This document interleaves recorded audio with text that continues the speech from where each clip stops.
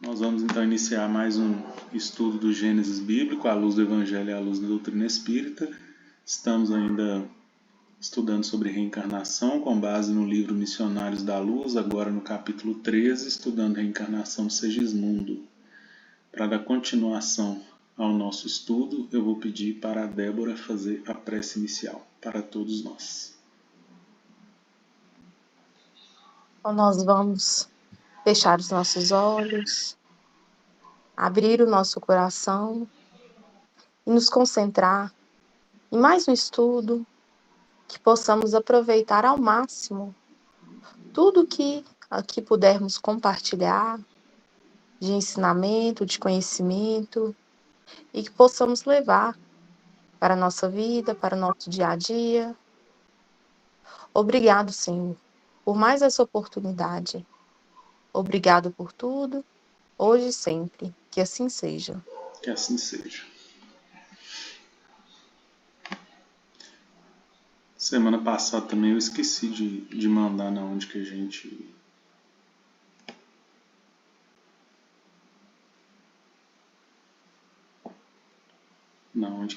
tinha parado.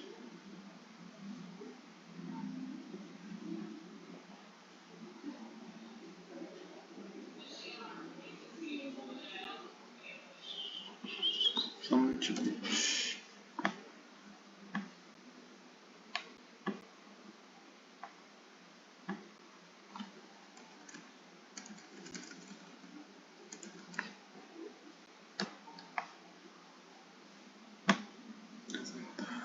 Tela inteira.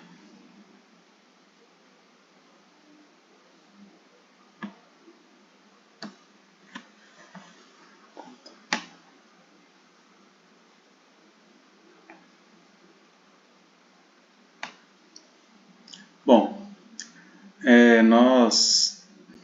nós lemos então esse último parágrafo aqui, né, onde falava essa parte que a gente leu sobre o André Luiz perguntando, né, sobre essa questão de destino fixado, quando fala de todo o planejamento espiritual, o Alexandre fala para ele, né, que isso é um erro comum nosso, quando cita aqui um erro de muita gente, né, que isso implicaria numa obrigatoriedade, tipo a gente reencarnar e ter um passo a passo pronto, né, para a gente seguir e estarmos submetidos, obrigados a cumprir isso. Na verdade, nós estamos aí submissos a uma lei universal, né? Nós estamos submissos a essa lei divina, porém a gente tem uma certa liberdade. É o que o Alexandre chama aqui de independência relativa. Nós tomamos as nossas decisões e temos consequência disso. O que acontece é que à medida que nós vamos errando muito, por misericórdia divina, a gente meio que tem cessado, né, isso daí. Nós demos até o exemplo lá daquela mãe que leva o filho lá no Chico, né, que o menino já tinha nascido sem os braços e agora teve uma doença que ia amputar as pernas, né, aquela história que a gente viu, que a gente já conhece. Mas é o que? A independência relativa, né? Ele teve várias e várias oportunidades de reencarnar, de fazer o certo, suicidou em muitas e por misericórdia divina, né, ele pediu a Deus que fosse tirado dele nessa reencarnação todas as possibilidades para que ele cometesse suicídio, né, tirasse todas as chances.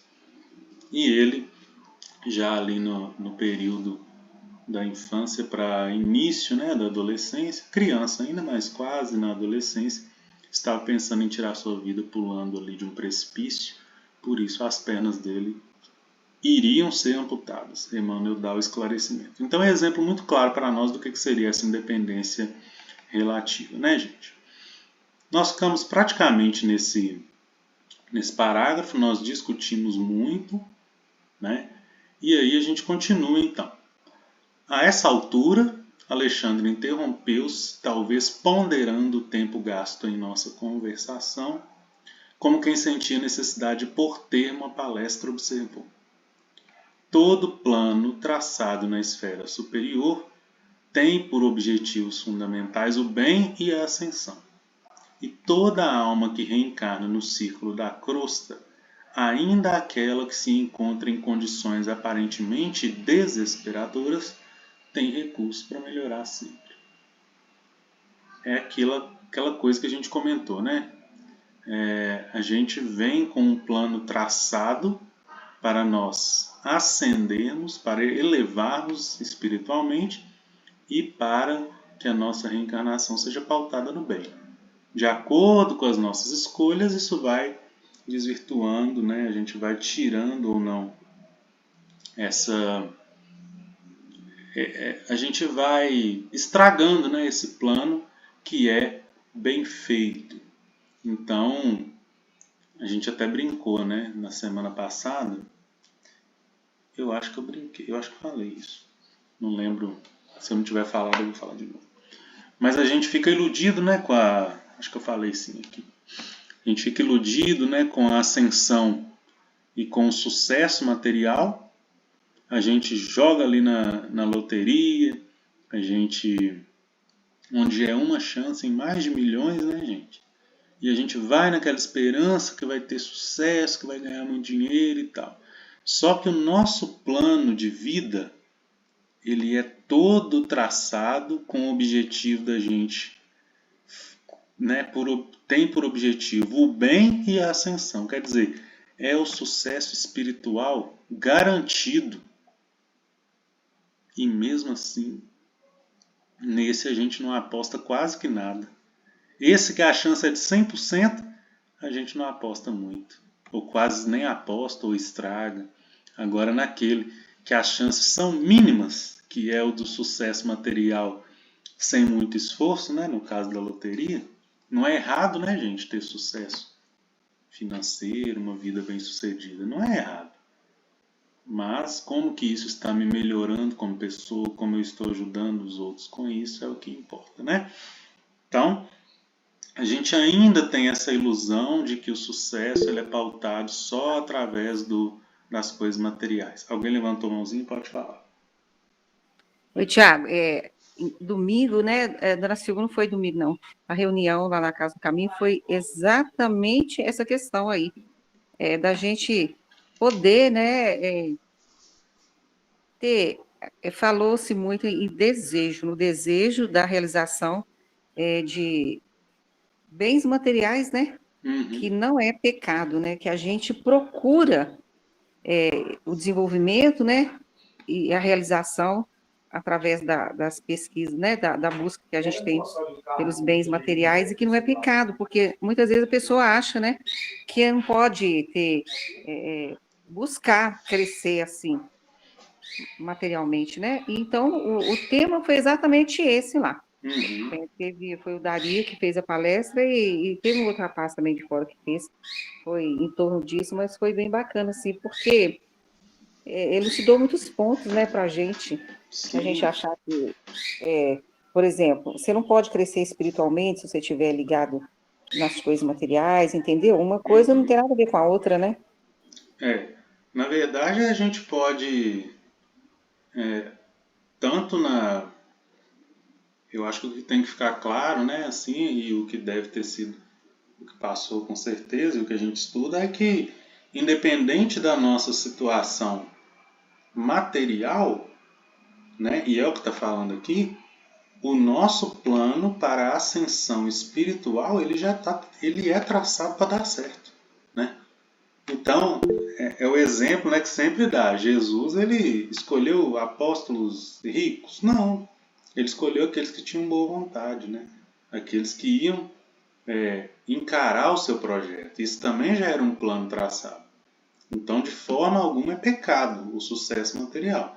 O que a gente tem consciência, né, o que é ensinado para nós a prova, né, vai se tornando mais difícil à medida que aumenta essa possibilidade, né, material e financeira, porque também, se a gente não se cuidar, a gente cai mais facilmente nas tentações. A gente começa a comprar, né, querer comprar valores que a gente deveria conquistar pura e simplesmente de forma pessoal. Então a gente fica numa falsa ideia de comprar a felicidade, de comprar a saúde, de comprar a amizade, de comprar o respeito das pessoas, de agradar os outros mais com presentes do que com exemplos de vida, né? Então, o importante é a gente ter essa consciência de que aumenta a exigência, porque a gente tem mais recursos. Agora, é dito também, né? Kardec explica isso.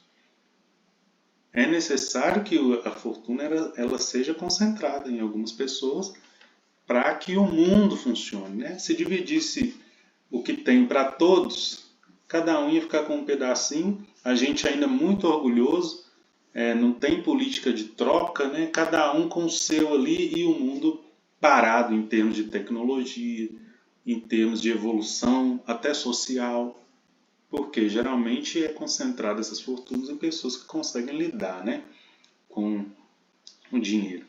E a gente precisa do trabalho, precisa do dinheiro. Quem gosta de viajar, né, eu adoro viajar, a gente precisa viajar para desestressar.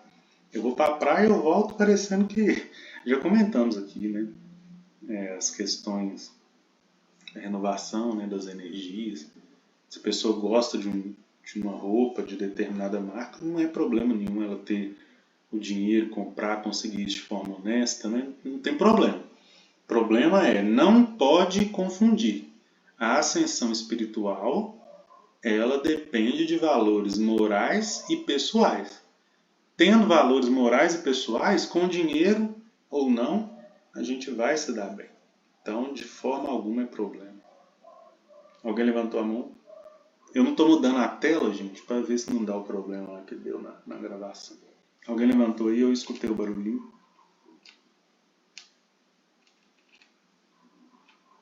Não?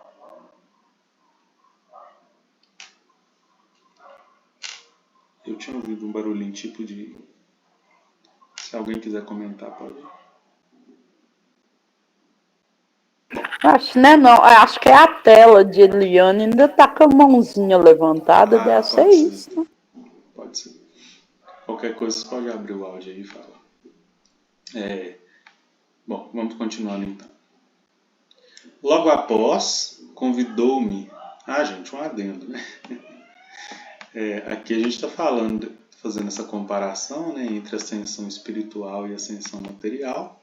Obviamente, né, não é pecado nenhum a gente tentar a sorte, né, fazer a fezinha na Mega Sena, né? Chega o fim do ano, eu mesmo não jogo quase que nunca.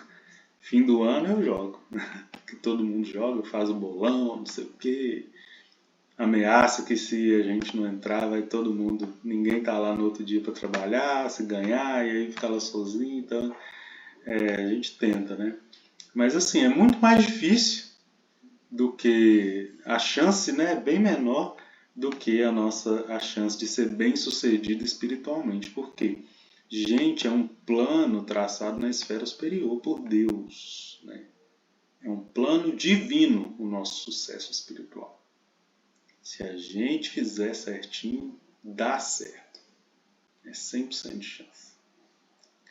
Logo após, convidou-me o orientador amigo a nos aproximarmos do casal. Recordou Alexandre que a hora ia adiantada e devíamos entregar aos cônjuges felizes o sagrado depósito. Os construtores, por intermédio do mentor que os dirigia, pediram-lhe fizesse a prece daquele ato de confiança e observei que profundo silêncio se fizera entre todos. Dispunha-se o instrutor ao serviço da oração quando Raquel se aproximou e pediu humilde: Boníssimo amigo, se é possível, desejaria receber meu novo filho de joelhos. Alexandre aqueceu, sorrindo e mantendo-se entre ela genuflexa e Adelino, que se conservava como nós outros de pé, extremamente comovido, começou a orar estendendo as mãos generosas para o alto. Lembrando, né, gente, todo esse contexto que teve aqui, eles estavam em estado de emancipação, né, espiritual, a gente pode dizer assim. Corpo descansando, eles estavam dormindo, né? E aqui era a dimensão espiritual que estava acontecendo. Por isso que a Raquel conversa, né, com o Alexandre, só para a gente entender o contexto aí. Porque a gente está lendo aos pouquinhos, né, tem algumas semanas já, só para lembrar. O Alexandre então faz a prece. Pai de amor e sabedoria, digna-te abençoar os filhos de tua casa terrestre que vão partilhar contigo neste momento a divina faculdade criadora. Senhor, faze descer por misericórdia a tua bênção neste ninho afetuoso, transformado em asilo de reconciliação. Aqui nos reunimos companheiros de luta no passado, acompanhando o amigo que retorna ao testemunho de humildade e compreensão da tua lei. Ó Pai, fortifica-o para a travessia longa do rio do esquecimento temporário. Permite que possamos manter sempre viva a sua esperança. Ajuda-nos ainda e sempre para que possamos vencer todo o mal. Concede aos que recebem agora o novo ministério de orientação do lar, com o nascimento de um novo filho, a tua luz generosa e santificada que dissipa todas as sombras.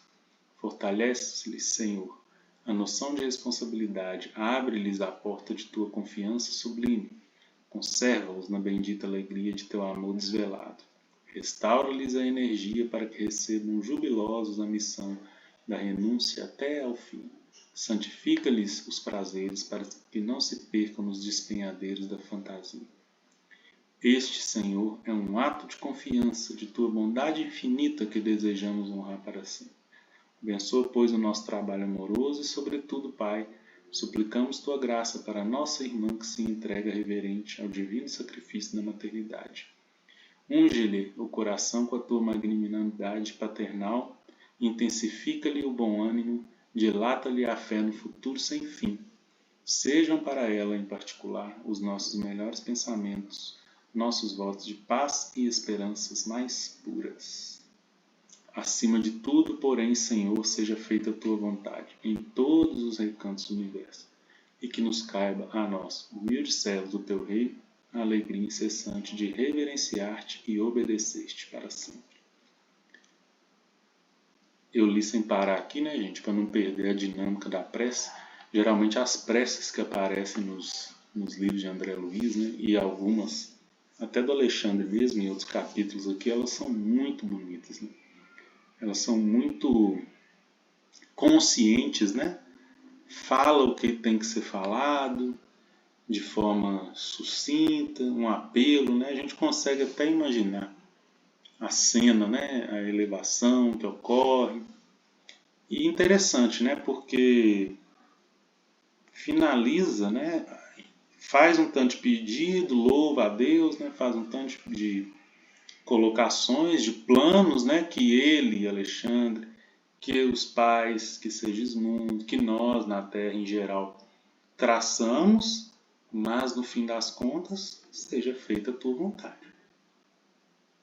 Né? Então, essa humildade também que precisamos ter de, a gente pode planejar, a gente pode pedir, a gente pode, né, fazer da forma que a nossa consciência pede, mas sempre nós temos que lembrar que a vontade de Deus ela vai prevalecer. E que às vezes nós vamos... Não vai ser do nosso jeito, né? Porque o nosso jeito não é o melhor. É simples assim. Mas ainda a gente tem uma certa resistência, né? De forma geral, nós temos resistência com as coisas que acontecem e que não são do nosso agrado. Isso nem sempre é pecado, né, gente? É mais uma questão até instintiva mesmo, porque a gente tem um livre-arbítrio, a gente foi criado, né, para se adaptar, a gente se adapta num meio que traz mais benefício para nós, isso na natureza. Então, o que muda na verdade e o que tem que mudar não é a nossa essência, de nos adaptarmos nos ambientes que são melhores para nós, nas situações que são melhores para nós. O que tem que mudar, na verdade, é o nosso conceito do que é melhor para nós. Que às vezes a gente acha que o melhor está voltado muito mais para o material do que para o espiritual. Reencarnação é essa busca incessante de mudar conceitos, né? De mudar, de melhorar, de aprender. E aprender tem a ver com mudar esse foco do materialismo para a parte espiritual. Espiritualismo, né? Podemos dizer assim. E a vontade de Deus está voltada para isso, né? Para o nosso sucesso espiritual. Então é por isso que às vezes não bate. Às vezes a gente pede alguma coisa, mas visando assim, um conforto mais material, que é importante, mas talvez aquele conforto material vai gerar um desconforto espiritual. Né?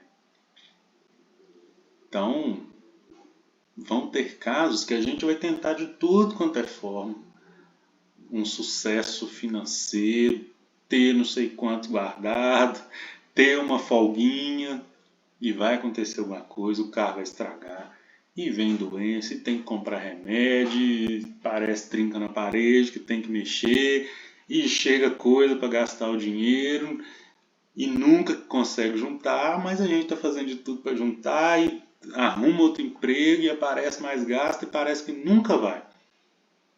Nem sempre vai ser porque a gente não sabe lidar com dinheiro. É porque esse conforto material vai gerar um desconforto espiritual. É por isso que o sair... Muitas vezes, né, Thiago? Muitas vezes a gente não consegue um conforto material por causa da postura mesmo, né, de arrogância da gente, né, porque sendo pobre, a gente já tem aquela postura arrogante de achar que está sempre certo, ou então querer fazer tudo da forma que a gente acha que é o correto, que se a gente conseguir mesmo um poder aquisitivo, uma condição que nos favoreça mais aqui nesse meio, a encarnação está perdida, porque a gente vai passar por cima dos outros igual trator. Exatamente. Tem o exemplo lá no Céu e Inferno, né, do Conde Max. Era um mendigo, né, que chamava Max mesmo, e o apelido dele era... O povo chamava ele de Conde Max. E numa reencarnação anterior ele tinha sido conde mesmo. Não soube lidar com dinheiro, gastava nas noitadas, os amigos dele era só enquanto ele tinha dinheiro, que ele tinha um círculo de amizade. Desdenhava, não cuidou da saúde, não distribuiu bem, não ajudava o próximo. E desencarnou e viu o quão pueril era o dinheiro. No velório não foi ninguém, os amigos, depois que morreu, ninguém fez uma prece para ele. E na outra reencarnação ele pede, né, e é planejado também, que ele volte como mendigo. Por quê? Agora ele ia desenvolver os valores de humildade, né? Tem a maneira boa, né, gente, com menos sofrimento, e a maneira com mais sofrimento. Dá para ser humilde tendo dinheiro? Com certeza. Nossa, é uma das humildades mais belas que tem, não passar por cima dos outros, ajudar o próximo, não se achar melhor do que ninguém. É super humildade, é muito bacana. Conheço muitas pessoas assim, que pelo menos para a gente vendo de fora, está cumprindo bem o seu papel, lidando com uma condição financeira melhor. E outras, igual a Dani comentou, um pouquinho a mais, aí já sobe para a cabeça, né? Vamos dizer assim. Então, no caso do Conde Max, foi visto que foi traçado um plano para que ele adquirisse a humildade agora pedindo, ao invés de adquirir a humildade doando. né? Qual que é o impacto disso? Além da perda de tempo, de uma reencarnação perdida, agora vai ser uma maneira mais difícil, porém necessária. Então, o que tem que mudar é o nosso conceito de evolução, né, de conforto, o nosso conceito do que é estar bem, né? A gente vê muito na televisão aí as pessoas que têm muito dinheiro, elas vão lá para o Hospital Albert Einstein, em São Paulo, né? E muitas vezes políticos, a gente fica lá na fila do SUS, ou às vezes o plano de saúde ele não é assim dos melhores, porque a gente não tem condição de pagar, e acaba que é quase tão cheio quanto o SUS mesmo. E a gente fala assim, rico não tá lá no Albert Einstein, né? Após que fosse um pobre, já tinha ido para a UPA e tinha morrido. Só se fosse da vontade de Deus. Só se tivesse chegado a hora. E tem o inverso, né? Quantos ricos que vão lá para o Albert Einstein, para o Mater Dei em BH, e deu a hora, vai. Né? Não tem saída. Então, tem que ficar muito claro para nós isso, de que o nosso plano ele é traçado para sucesso espiritual. E que às vezes não vai ser do jeito que a gente acha. É por isso que sempre que falamos sair da zona de conforto, para nós é penoso, porque a nossa ideia de conforto ainda é a de conforto material. Chico Xavier já tinha uma visão um pouquinho diferente, né? Veja, ele foi oferecido a ele cirurgia, né? Para ele, Dr. Bezerra de Menezes oferece para ajudá-lo, né? Na questão da catarata. Não sei, eu tenho para mim também que era até uma prova que o Dr. Bezerra estava fazendo com ele. Não sei, opinião própria. Mas se for uma prova, o Chico passa, né? Ele fala assim, não, temos os remédios, né? Tem a medicina. E se eu nasci, né? Não com essas palavras, né? Mas dá a entender que se ele nasceu com aquela prova, é porque ela tinha sentido. Era mais confortável para o Chico passar bem pela prova, que era difícil, do que receber um auxílio externo para aliviar aquela prova e talvez não estar cumprindo ela do jeito que tinha que cumprir. Isso é conforto espiritual, gente. Independente da situação material. Né? Independente disso. Às vezes o conforto espiritual custa caro. Mas é aquela história, né? É a recompensa da vida futura. Então está linkado com a fé, está linkado com a paciência. Se é paciente, já é um pouco menos ansioso. Olha o tanto de coisa que envolve. Tem que praticar a caridade. E quando junta isso tudo, quando evolui isso tudo, eis o amor. O amor é o sentimento, né? É o sentimento que resume todas as coisas boas em um nível máximo de pureza e de perfeição. É por isso que o homem, no início da sua evolução, primeiro a razão fala, porque o nosso sentimento é impuro. Então eu tenho que pensar antes de fazer, senão eu vou matar qualquer um que pisar no meu calo. Vou querer brigar, vou querer resolver as coisas do jeito que não tem. Então eu tenho que parar, respirar, pensar. É o racional. É o Adão sobressaindo a Eva no Gênesis, né? Então é o que? A razão sobressaindo ao sentimento. Por quê? O sentimento é impuro ainda. A evolução espiritual vai purificando o sentimento. Homem, razão, mulher, sentimento, né, gente? Na Bíblia. É uma das analogias que a gente faz. À medida que vai purificando o sentimento, nasce o Cristo em nós. Maria é mulher. Então, é o sentimento. Mas não é só o sentimento. É o sentimento puro. É o amor. Virgem Maria, Santa Maria. Quem destaca mais no Novo Testamento? Maria destaca José é o cooperador. Quando o sentimento está puro, a razão pode recuar. Porque o sentimento puro, no automático, eu já estou fazendo bem. Sentimento puro significa razão desenvolvida e aplicação da lei de Deus como instinto. Independente do que acontecer, Senhor, seja feita a tua vontade, né? Eis a serva do Senhor, seja feita a tua vontade. Isso é o sentimento puro, agindo, né? A luta da reencarnação é a evolução do sentimento. Isso a gente chama de amor. Razão desenvolvida, amor dominando, nasce o quê? O Cristo. Nasce o Cristo, que é o nosso estado evolutivo, né? mais puro, né? Podemos traduzir que é o nosso estado de espírito puro. Pode falar.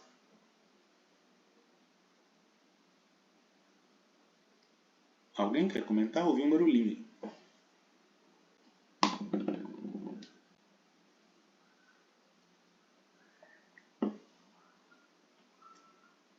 Vou continuar então. Se não quiser falar, pode abrir o áudio. Calara-se Alexandre, observando eu que todo o aposento se enchia de novas luzes. Reconheci que de todos nós, entidades espirituais que ali nos congregávamos, partiam raios luminosos que se derramavam sobre Raquel em pranto de emoção sublime. Mas o fenômeno radioso não se circunscreveu a isto. Tão logo o meu orientador se calara, alguma coisa parecia responder à sua súplica. Leve rumor, que apenas encontrava eco em nossos ouvidos, se fazia sentir acima de nossas cabeças. Ergui-me surpreso e pude ver que uma coroa brilhante e infinitamente bela descia do alto sobre a fronte de Raquel ajoelhada em silêncio. Tive a impressão de que a auréola se compunha de turmalinas eterizadas, que miraculoso ourives houvera tornado resplandecentes. Seu brilho feria-nos o olhar, e o próprio Alexandre, ao fixá-la, curvou-se reverente. A coroa sublime, sustentada por espíritos muito superiores a nós, que eu não podia ver, descansou sobre a fronte de Raquel. Aqui só para falar, né, gente, da lei de sintonia, os espíritos tão superiores que o André Luiz não conseguia ver. Né, ele ainda precisava evoluir um pouquinho para vê-los. Notei, embora a comoção do momento, que o meu instrutor fez um gesto à depositária de Segismundo para que efetuasse a entrega do reencarnante aos braços maternais. Quem estava segurando Segismundo era a mãe de Raquel, né, gente, já desencarnada. Raquel, dando-me a impressão de que não via a luminosa auréola, ergueu os olhos rasos de lágrimas e recebeu o depósito que o céu lhe confiava. Alexandre estendeu-lhe a destra, ajudando-a a levantar-se, e vi que Adelino se aproximou da esposa, estreitando-a carinhosamente nos braços, beijando-lhe a fronte orvalhada de luz.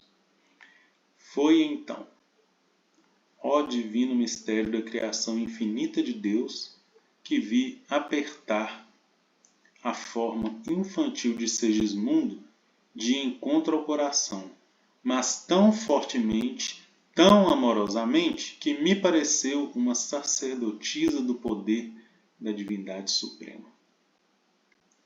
Segismundo ligara-se a ela como a flor se une à haste. Então compreendi que desde aquele momento era a alma de sua alma, aquele que seria carne de sua carne. Primeiro uma ligação espiritual, gente, deu para ver aqui, né?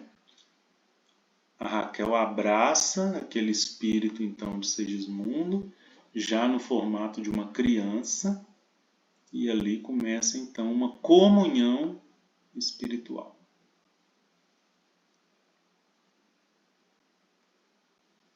Alexandre recomendou aos amigos presentes, com exceção dos construtores, de Herculano e de mim, que se afastassem da câmara, conduzindo Adelino, confortado e feliz, a pequena excursão pelo exterior e guiando Raquel com infinito cuidado ao corpo físico, disse-nos: agora auxiliemos nosso amigo no primeiro contato com a matéria mais densa. Isso tudo, então, gente, aconteceu na câmara de reencarnação, no plano espiritual. Depois, olha o efeito. A Raquel acorda, experimentando no coração estranha aventura. Abraçou-se instintivamente ao companheiro adormecido, como o navegante feliz ao sentir-se em porto de tranquilidade e segurança. Havia atravessado o espesso véu de vibrações que separa o plano espiritual da esfera física e não conservava qualquer reminiscência precisa da sublime felicidade de momentos antes. Todavia, seu sentimento de júbilo permanecia dilatado, suas esperanças transbordavam, e uma confiança imensa no porvir acalentava-lhe agora o coração. Seria mãe pela segunda vez? Pensava contente. Essa ideia, que lhe não despontava no cérebro por acaso, balsamizava-lhe a alma com deliciosa alegria. Estava pronta para o serviço divino da maternidade. Confiaria no Senhor como escrava da sua bondade infinita.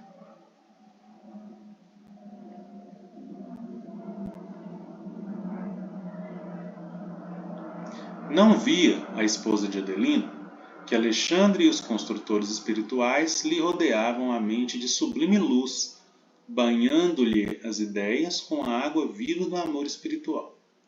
Observando que a forma de Segismundo se ligara a ela por divino processo de união magnética, recebi a determinação do meu orientador para seguir-lhe de perto o trabalho de auxílio na ligação definitiva de Segismundo à matéria. Então, primeiro aqui, né, gente, uma união magnética, né?